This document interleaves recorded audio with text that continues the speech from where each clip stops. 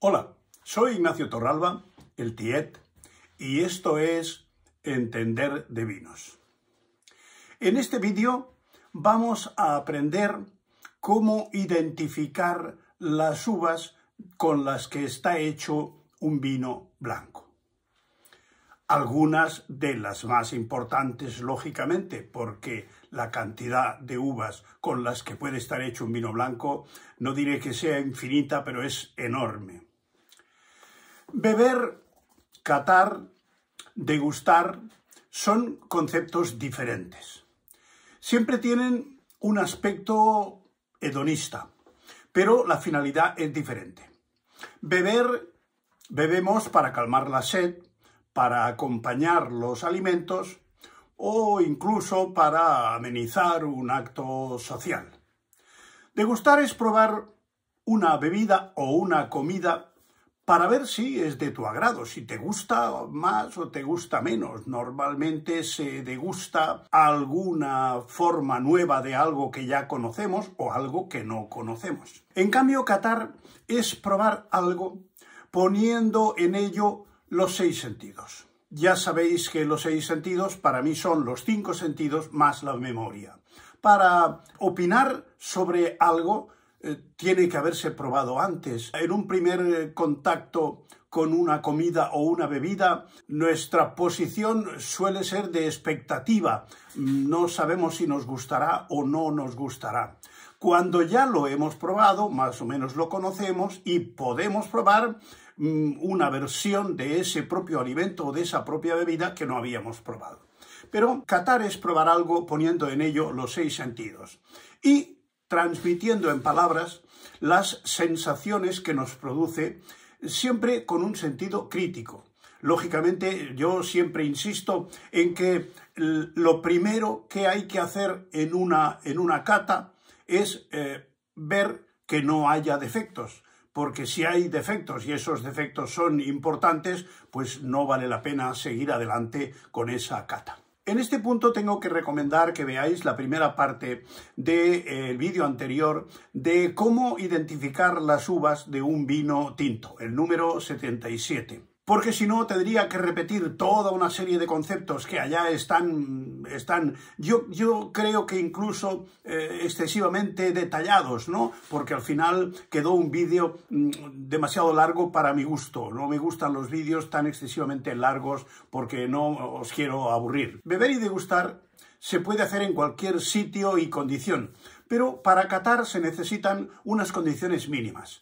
Ausencia de olores, que haya una buena limpieza, que haya tranquilidad, que haya una cierta temperatura, que tengamos tiempo, no se puede hacer deprisa y corriendo. En fin, es un acto mucho más reflexivo que los dos anteriores. Los vinos blancos, generalmente, son vinos sutiles, femeninos, elegantes y sumamente versátiles. Eso no quiere decir que no haya vinos blancos rudos, fuertes y con cierta masculinidad, por interpretar como masculinidad fuerza y rudeza. El panorama de las uvas blancas es inmenso. Pero yo creo que conociendo un poco a fondo 8 o 10 de ellas, con cierto detalle, podremos hacer un buen papel en el 80 o 90% de los casos.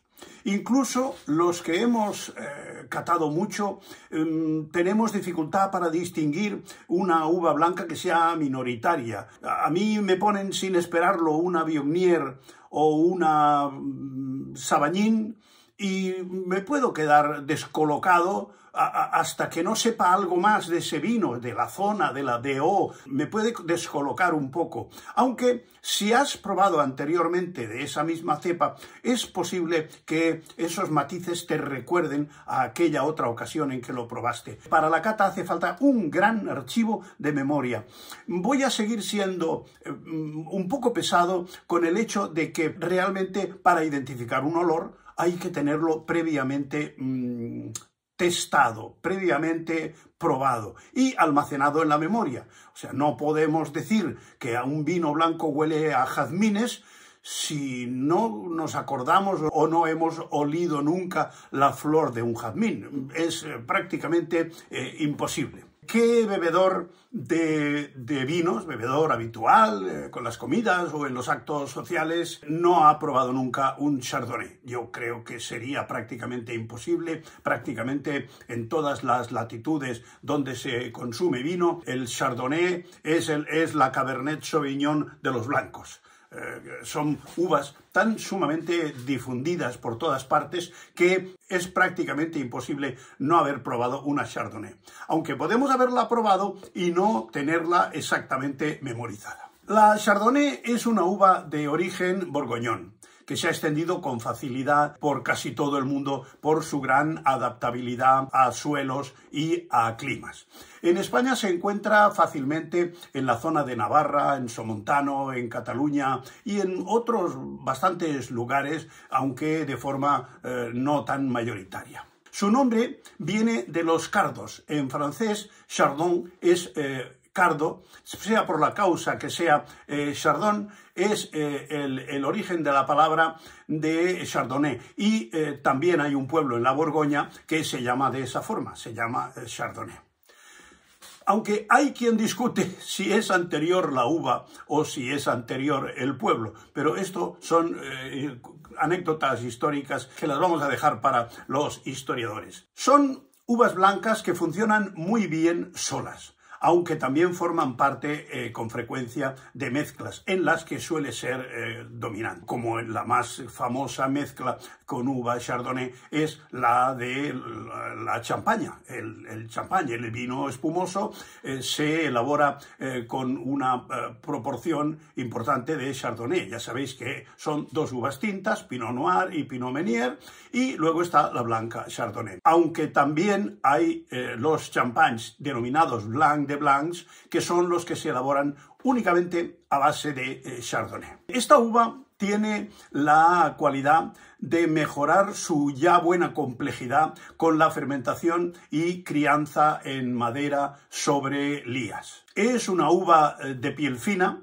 de piel frágil, elevada acidez, de temprana maduración, de color amarillo pálido con reflejos verdosos.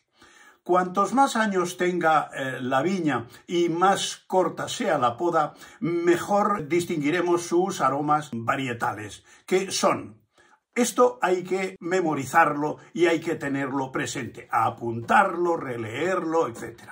Los aromas típicos de la Chardonnay son manzana, piña, melón amarillo, fruta de hueso, ciruela verde, fruta tropical, notas cítricas, mantequilla, avellanas. Estas notas ya de mantequilla, de avellanas, de miel, de especias, sobre todo de vainilla, son de chardonnays ya un poquito más evolucionados. Las notas de un chardonnay joven son más bien eso, florales y frutales, como en la mayoría de los vinos. En la zona de Chablis, al norte de la Borgoña, tienen unos toques inconfundibles de minerales. Le llaman pierre de Fichu, que nosotros traducimos por pedernal.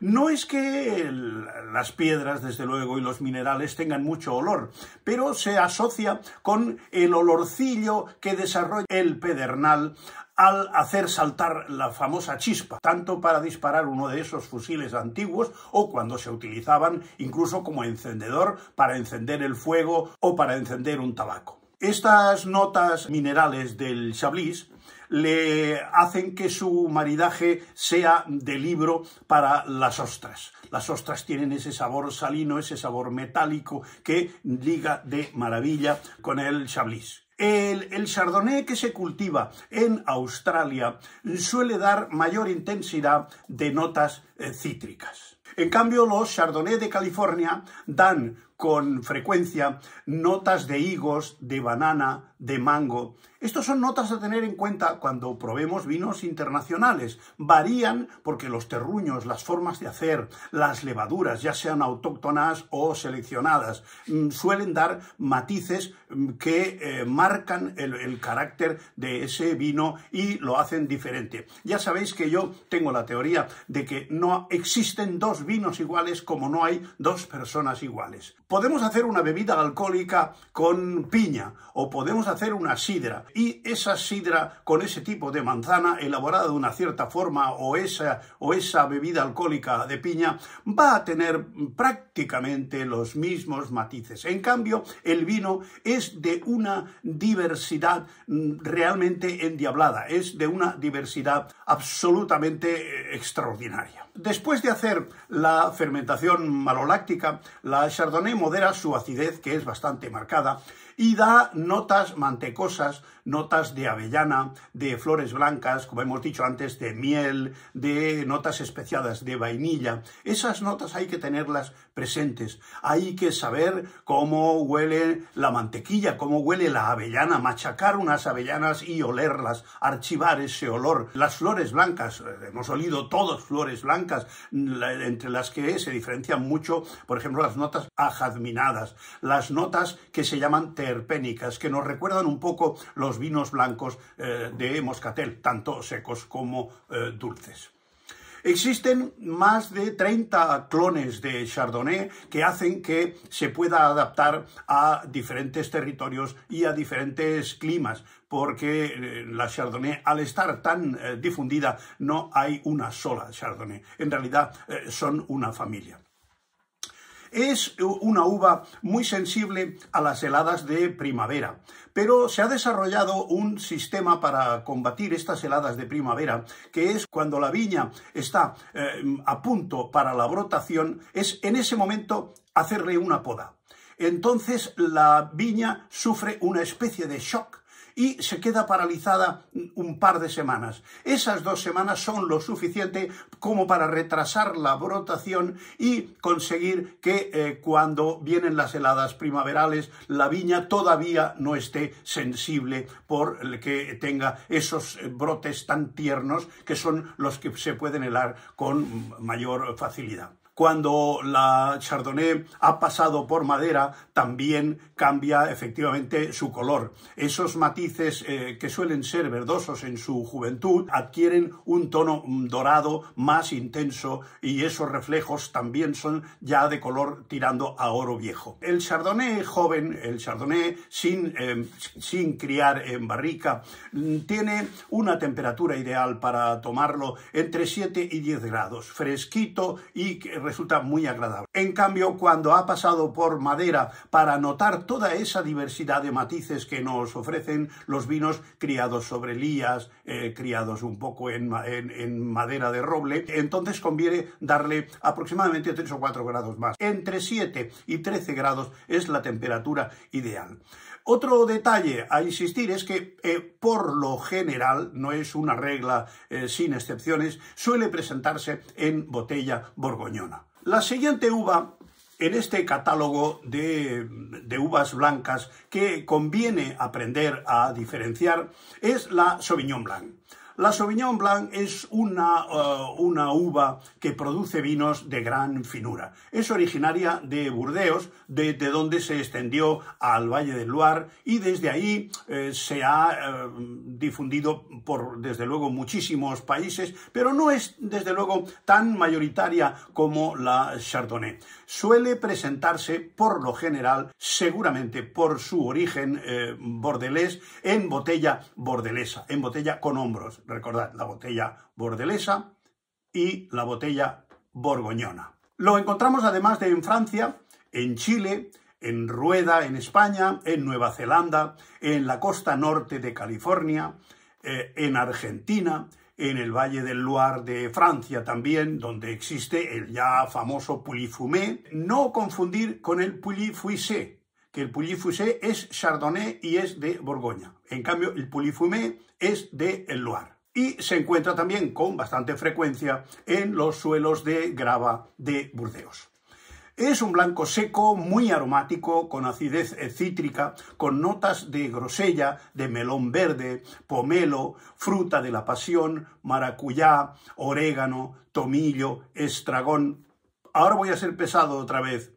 Hay que saber cómo huele la grosella, el melón verde, el pomelo. Hay que saber cómo huele la fruta de la pasión, cómo huele el maracuyá, cómo huele el orégano y cómo huele el tomillo y el estragón. Perdonad que sea pesado, pero es fundamental, fundamental. Sin esto no podremos conseguir el objetivo que nos proponemos, que es identificar la uva de un vino. Y creedme que realmente es muy satisfactorio cuando te dan una copa, la pruebas y es un magnífico Sauvignon Blanc. Esto es una nota ya de cierta profesionalidad y no es tan difícil. No es tan difícil si me hacéis caso en este pequeño y pesado recordatorio, porque hay que ser un poco laborioso, hay que trabajar un poquito ese tema, porque de esa manera nos resultará muy fácil. Es un vino muy floral, muy de flores blancas. Son vinos con no mucho cuerpo, más bien de poco cuerpo, y aroma fresco e intenso. Cuando se envejecen en barrica, acentúan las notas de maracuyá y las notas cremosas. Requiere una poda larga, porque no es una uva de una gran fertilidad, y tiene más sabor que la Riesling, pero menos que la Chardonnay. En Burdeos forma parte del Sauternes, junto con la Semillon y la Muscadel. Desde luego es un trío que hace estas auténticas maravillas. El wine lover, el aficionado al vino, que no haya probado un Sauternes, tiene que salir corriendo en este momento, ir a una tienda, comprar una botella de Sauternes de buena o mediana calidad y probarla junto con alguien comentándola. Esto es sine qua non. Esto es como la prueba de ingreso. Un Sauternes tiene que haberse probado y tiene que distinguirse por su color y por su aroma al primer contacto. Es de primero de catador. La tercera de estas uvas que tenemos que aprender a identificar, que queremos y podemos aprender a identificar, es la uva Riesling. Se escribe Riesling, pero se pronuncia Riesling. Se suele cultivar con una gran profusión en la zona del Palatinado, en Alemania, en los alrededores del río Mosela, que es un afluente del Rin. Es, desde luego, predominante en Alemania. Los vinos de Riesling son el Riesling en Alemania es como la Tempranillo de España. Son uvas que marcan el catálogo enológico de un país. Aunque también se encuentra en Austria, en Alsacia, en Australia, en Nueva Zelanda, Estados Unidos, Canadá. Es una uva, claro, por el nombre de estos países que os acabo de decir, es una uva que resiste muy bien el frío. Produce vinos delicados y frescos con buena acidez, para lo que influye bastante el tipo de suelo en el que se cultiva. En Alemania hay unas normas muy estrictas, por lo que la información de las etiquetas suele ser bastante amplia, muy exhaustiva, porque lo exige la normativa enológica. La legislación vinícola es una asignatura de las realmente difíciles en los estudios de sommelier, porque cada país tiene su normativa y cada país tiene sus leyes con respecto al tema de la enología. La Riesling es una uva muy versátil, con la que se producen una gran cantidad de vinos, de toda índole. Vinos secos, vinos dulces, vinos semidulces, vinos espumosos, vinos con botrytis, etc. Para diferenciarlos, porque claro, cuando nos encontremos con un Riesling, pues en principio, si no lo conocemos, nos va a ser difícil saber si es un vino dulce o es un vino seco, porque va a cambiar mucho en lo que es el tratamiento de maridaje que le vayamos a dar con los alimentos que vayamos a combinarlo. Pero en las etiquetas suele venir bastante información del grado de dulzor de los vinos de Riesling. Veréis que suele figurar en sitio destacado, como en estos casos que os enseño, que suele aparecer en los blancos de Riesling secos, suele aparecer la palabra trocken o bien la más internacional dry. Esto significa que el vino es muy seco. Después viene el Halbtrocken, que es semi-seco. A continuación está el Cabinet. Después el Spätlese. Estos son medium, ya vinos tirando con una pequeña dulzura.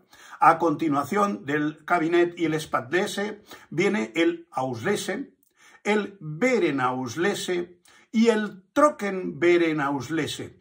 Trocken no quiere decir que sea seco, quiere decir que es muy dulce. El Trocken quiere decir totalmente, del todo. Además, después del Trockenbeerenauslese, hay también el Eiswein, que ya sabéis que son uvas que, además de estar en muchos casos botritizadas, también sufren un proceso de congelación por la sobremaduración y se vendimian a finales de año, casi por la época de Navidad. La mayoría de las veces se cosechan cuando el grano está como una piedra, completamente congelado, con lo cual quiere decir que lo primero que se congela es el agua y ese poquito néctar que sale al presionar la uva es el néctar de esa uva. Y entonces se hacen lo que se llaman los Eiswein o vinos de hielo. Notas distintivas para diferenciar un Riesling.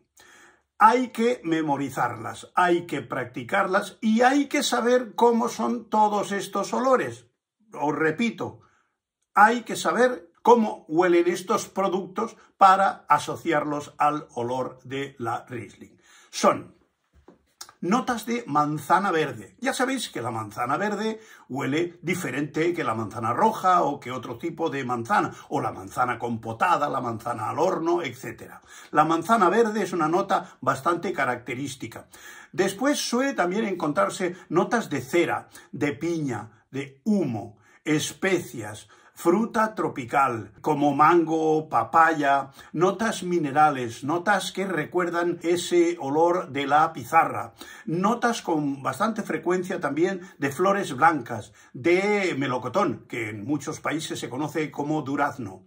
Notas de hinojo, de pomelo, notas salinas, sobre todo cuando son viñas que están en cercanía a zonas de mar, que esas brisas marinas suelen de alguna manera repartir esos aromas. Los Riesling alsacianos no suelen ser tan dulces como los alemanes. En Francia se les suele dar lo que se llama cosecha tardía y los llamados selección de granos nobles. Los Riesling secos funcionan desde luego muy bien con todo tipo de pescados y los Riesling dulces son los que mejor maridan con los postres. Todos estos vinos alemanes se embotellan precisamente en la llamada botella Riesling, que es esta botella alta que veis aquí y que tiene unas características diferenciales. Incluso las etiquetas están marcadas por una estética diferente.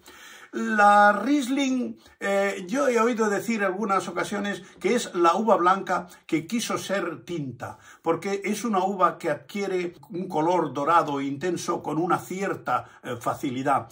Tiene una nota aromática absolutamente particular de la uva Riesling. Son unas notas de gasolina. Sí, os extraña, gasolina.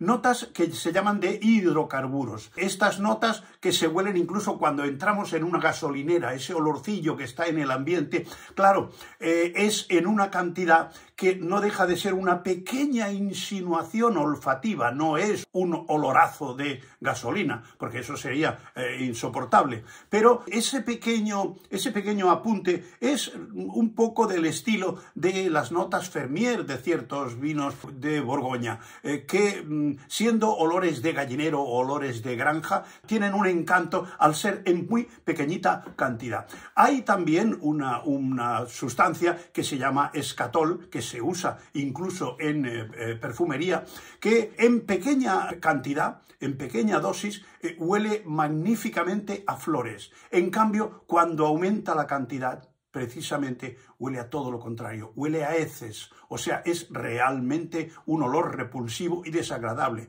Es lo que tienen de particular estas moléculas aromáticas que nos pueden dar la sorpresa en el momento más inesperado. Los Riesling dulces van muy bien con platos picantes, tanto de la cocina asiática como de la cocina árabe. Debido a su buena acidez, los Riesling secos van muy bien con platos grasos, por ese efecto que tienen de un poco limpiar la boca con esa acidez fresca que suelen tener cuando son jóvenes. En cuarto lugar, tenemos una uva con una gran personalidad. Se trata de la uva Gewürztraminer. Mirad cómo se escribe, porque la verdad es que es un nombre un poco especial. Gewürztraminer es la conjunción de dos palabras, Gewürz, que significa especia, y Traminer, que es la uva inicial histórica de la que procede. Tiene un color inconfundible. Las bayas son de un color rosado. En algunos casos es un color precioso. Tira a veces incluso hacia un amarronado claro. Pero realmente la pulpa es absolutamente clara y de vino claramente blanco. Esta uva Traminer, de la que es originaria, parece ser que es de origen italiano, que por mutación o un cruce admitió una nota especiada. Esa nota Gewürz, que significa, como os decía, especiado. El racimo es de tamaño pequeño, es una uva muy alsaciana, aunque se cultiva en el resto de Francia, en Alemania, en España, Italia, Estados Unidos, Chile, Nueva Zelanda, Australia. Se ha difundido también porque es una uva con una gran personalidad. Es una uva, yo la tengo un poco por muy femenina, muy exuberante, muy elegante, con unos aromas muy personales. Es muy difícil confundirla. Cuando nos llevamos una Gewürztraminer a la nariz, eso es tan inconfundible como una moscatel. Son uvas con una personalidad aromática tan definida que realmente es muy fácil distinguirlas, muy fácil. Es propia de climas fríos, quizá por esa maduración en climas fríos es también muy aromática. Resiste bien al frío, pero no a las heladas primaverales. La pulpa no tiene pigmentación. Como decía, es una pulpa clara de color amarillo pálido con unos reflejos dorados. Ahora, a notas aromáticas que nos ayudarán a identificarla. En nariz da manzana madura, flores blancas, entre ellas gardenia, azahar, clavel, pétalos de rosa. Es muy voluptuosa, muy aromática y realmente de una gran finura. Da notas especiadas. Otra cosa que se suele encontrar casi invariablemente en una Gewürztraminer son lichis, esa fruta lichi que tenemos que saber cómo huelen, es indispensable, hay que saber cómo huelen los lichis.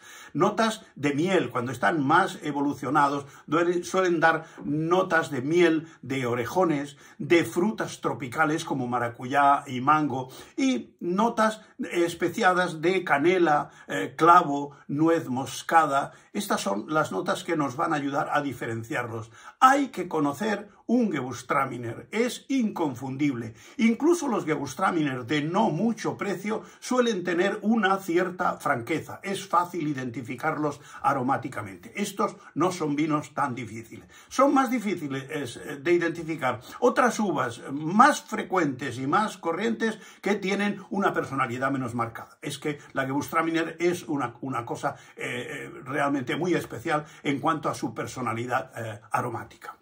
Hay una nota distintiva también, que es también propia de la Riesling, que puede darla en ciertos casos la uva Gewürztraminer, que es una ligera nota de hidrocarburos, una ligera nota que nos recuerda a la gasolina, sobre todo cuando es un vino evolucionado, un vino con una cierta crianza. Dicen que esta nota de hidrocarburos suele producirse cuando la viña ha estado con un cierto estrés hídrico, no ha tenido suficiente frío y entonces temperaturas un poco cálidas parece que desarrollan estas ligerísimas notas que además le dan una gran personalidad.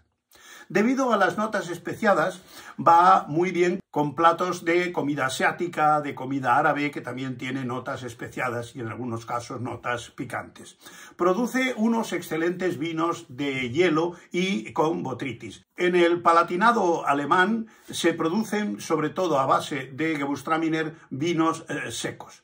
El sabor en boca recuerda bastante a la uva moscatel, por esa potencia aromática que se desarrolla también en la boca por vía retronasal. Un viejo amigo y profesor de enología mío, Jesús Artajona, dice que es un vino para la noche. Yo creo que por ese componente sutil, aromático, un poco tirando a romanticón, pero que realmente hace que sea un vino que desde luego a las chicas, a las señoras les encanta. Y bien, ahora ya estamos en uvas de nuestras latitudes. Ahora vamos a hablar de la gran señora de las uvas blancas españolas, la uva Albariño. Se dice que en la antigüedad había sido llamada Albarín y después se galleguizó un poco ese nombre y se pasó a llamarse Albariño. En 1980 se aprobó una denominación de origen llamada Albariño, que en 1988 se modificó porque parece ser que no puede llamarse una denominación de origen como la uva. Aunque hay un caso en el que es así, que es en el caso de Cariñena, pero posiblemente pueden decir que lleva el nombre del pueblo de Cariñena, de la que también tomó el nombre la uva. Pero bien, ahora estamos hablando de la Albariño. La Albariño es la uva reina de las Rías Baixas, que es como se llamó esta denominación de origen definitivamente a partir de 1988. Produce unos vinos blancos deliciosos, así como en Portugal, en la región del Viño Verde, donde no tan solo se vinifica sola, sino que aquí en Portugal suele presentarse formando mezclas en el Viño Verde en unos porcentajes no tan mayoritarios como en el resto como en Galicia y el resto de España. En Galicia suele, en la mayoría de los casos, ser desde luego una uva única en el vino en cuestión, y si lleva alguna mezcla suele ser la mayoritaria. La Albariño suele ser una uva dominante y mayoritaria. Además de en Rías Baixas, se encuentra en los costers del Segre, en Cataluña, y es una uva de climas frescos y húmedos. Es muy aromática, floral, tiene buena acidez, tiene unas notas salinas claras, notas de melocotón, manzana, piña. Todo el mundo sabe cómo huele un melocotón, una manzana, una piña. Notas de caramelo, de brioche, esas notas que nos recuerdan un poco la pastelería.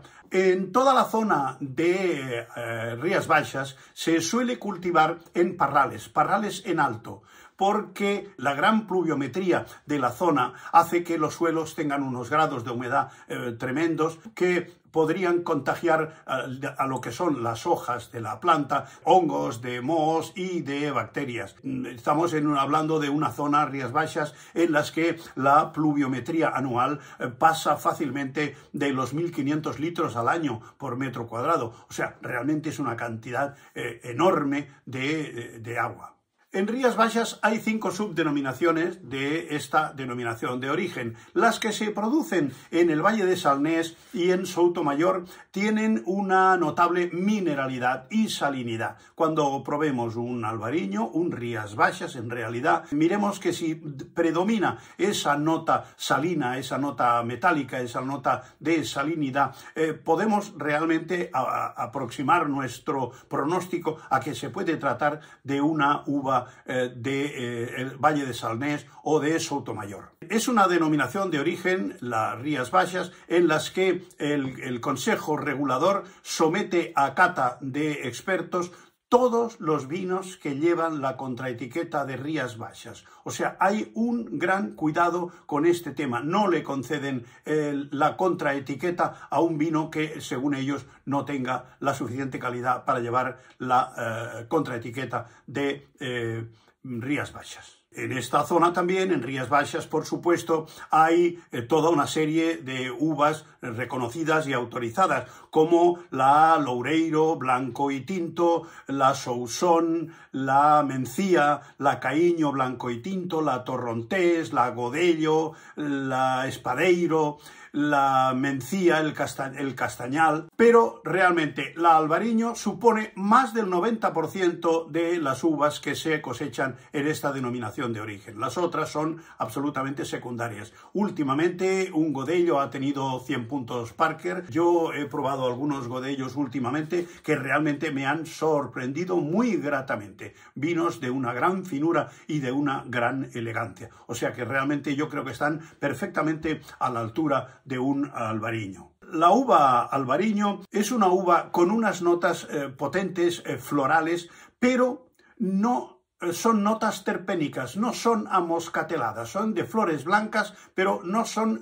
esa nota, no tienen esa nota dulce, golosa de las notas que llamamos terpénicas. Al ser un vino de los que llamamos de costa, es muy salino y va perfecto con ostras y mariscos en general, con tapas, con quesos semis y con quesos Gouda, Camembert, etc. Es un blanco que funciona realmente muy bien con todo este tipo de maridajes. De los albariños que conozco unos cuantos. Mi preferido es el Pazo de Senyorans.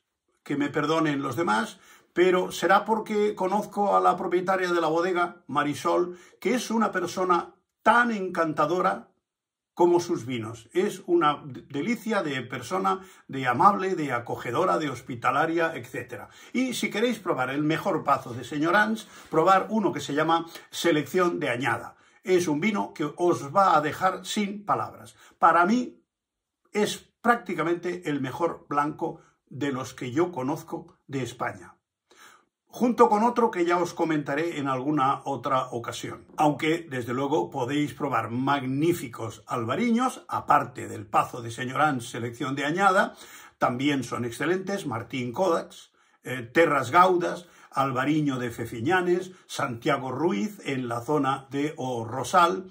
Es muy fácil de distinguir la planta porque su hoja, como podéis ver, es prácticamente sin escotaduras. Es una viña con unas hojas prácticamente redondas, muy fácil de identificar. Ya vamos terminando con estas uvas que es imprescindible que sepamos distinguir. Vamos a tocar yo creo que la competencia directa de la albariño prácticamente en la enología española, que es la uva verdejo. Históricamente, en Rueda se habían elaborado los llamados dorados de Rueda, vinos que son, desde luego, poco conocidos, vinos con crianza oxidativa, al estilo de Jerez, que se someten a una crianza en damajuanas de cristal a sol y serena, o sea, están noche y día expuestas en estas damajuanas al frío y a la temperatura fresca de las noches, y después los terminan en unos bocois de madera. Pero precisamente en la zona de Rueda, a partir de los años 50, se cambió bastante el estilo de vinos y se empezó a dar más importancia a los vinos blancos jóvenes, tipo los que conocemos ahora, los típicos vinos de Rueda a base de uva verdejo. Fuera de España, es una uva relativamente rara. Incluso la llamada verdello portuguesa, aun siendo descendiente de la misma familia, que es la familia de la Sauvignon, tienen un ADN diferente. Es una uva diferente. Hay algo de verdejo en Australia y en Estados Unidos. En nariz, los aromas diferenciales que nos harán detectarla con facilidad es una nariz fresca, herbácea, de donde probablemente viene su nombre de verdejo. Es ligera de cuerpo, tiene notas de fruta blanca, sobre todo pera y manzana verde, almendra tierna, esos almendrucos que aún no están bien maduros, piña madura, pomelo, hinojo, heno, notas cítricas, pero si hay una nota que es absolutamente diferenciadora de la uva verdejo, es que después de todas estas notas florales y frutales que nos da de entrada, nos suele dejar en paso de boca, cuando acabamos de tragar el vino, nos suele dejar un deje ligeramente amargoso, una notita amargosa que le caracteriza mucho. Yo diría que casi delata a la verdejo, este toquecito amargoso en final de boca, que al mismo tiempo le da también una gran elegancia, porque hace del verdejo un vino sobrio, un vino elegante, por esa notita amargosa en final de boca. Se cosecha en terrenos con una cierta altitud, normalmente entre los 700 y los 800 metros de altura. Estas diferencias de temperatura que se producen entre el día y la noche van muy bien porque durante el día la uva puede avanzar su maduración y con el fresco de la noche mantiene bastante la acidez, lo cual hace que tenga esa doble vertiente, madurez y acidez, que es lo que se busca en los vinos blancos de calidad. Es una uva cuyo vino da muy buenos resultados en crianza sobre lías, aunque se suele practicar la crianza sobre lías en depósitos de acero inoxidable con motores para el remontado, en vez del batonnage, que se suele practicar en las barricas de madera. Si queréis que os recomiende un par de verdejos que a mí me encantan, Protos hace un verdejo fantástico y Marqués de Riscal también tiene en la zona de Rueda un blanco de verdejo que para mí es un vino de una gran elegancia, ojo, y con unos precios realmente económicos. Yo no diría ni moderados, es que son económicos. Y en último lugar, una uva de nuestra tierra, de Cataluña, que se llama Macabeo, por nuestros lares, y en el resto de España suele llamarse Viura, aunque en algunos sitios también de España se la llama Macabeo. En Cataluña se utiliza tanto para vinos monovarietales o de mezclas, con Xarel·lo y con parellada, etc., pero es precisamente este triunvirato es el que domina en un porcentaje muy amplio de los cavas catalanes, el Xarel·lo, Macabeo y parellada. Es un trío que realmente funciona muy bien porque cada uva aporta lo suyo. Una aporta cuerpo, la otra, la parellada, aporta aroma, el Xarel·lo aporta cuerpo y el Macabeo aporta acidez. O sea que son tres uvas que se conjuntan muy bien. En Rioja se utilizaban tradicionalmente para hacer los claretes, que ahora la Comunidad Económica Europea parece que les pone pegas que no permite que se llamen de esa manera, aunque Burdeos todavía siguen elaborando un clarete. El clarete era un vino, era un rosado intenso, pero en realidad no es un rosado, porque se elabora exactamente como un tinto. Lo que ocurre es que al llevar un porcentaje de uva blanca, que incluso se cultiva en las mismas parcelas, mezclado con las otras variedades, con el tempranillo, el mazuelo, el graciano, etc. Y esa hilera que había de Viura en las viñas aportaba frescura, aportaba acidez y le daba un color más suavecito a la uva, al vino. Los vinos de Macabeo o Viura son de un color amarillo pálido pajizo. En nariz son de una acidez fresca, cítrica, tienen notas de pera, manzana, flor de jazmín, son frescos en boca, tienen buena acidez. Es un vino cómodo, es un vino fácil de beber. Cuando se han probado 2 o 3 Macabeos, son relativamente fácil de identificar. Tiene un buen cuerpo y marida bien con bastantes platos. Va bien con pescados, con arroces, con carnes blancas, con entradas, con temas de tapeo, con pasta, etc. Es un vino realmente muy versátil. Ya hemos hecho un repaso de estas 7 variedades que desde luego nos van a ayudar a identificar un 80 o un 90% de los vinos, porque son de largo las más frecuentes. Me voy a permitir una libertad. Dejadme que este vídeo lo dedique especialmente a las chicas, las señoras que tenemos de seguidoras en el canal Entender de Vinos, que ya están pasando del 20%. Chicas, me animan mucho vuestros comentarios, me gusta que seáis mis seguidoras y permitidme que os dedique este vídeo de vinos blancos, que para mí son los vinos de la feminidad, los vinos de la elegancia, los vinos de la dulzura, entendiendo dulzura como amabilidad, ¿no? Pues para vosotras va este vino, porque hacer también un brindis a las damas es entender de vinos.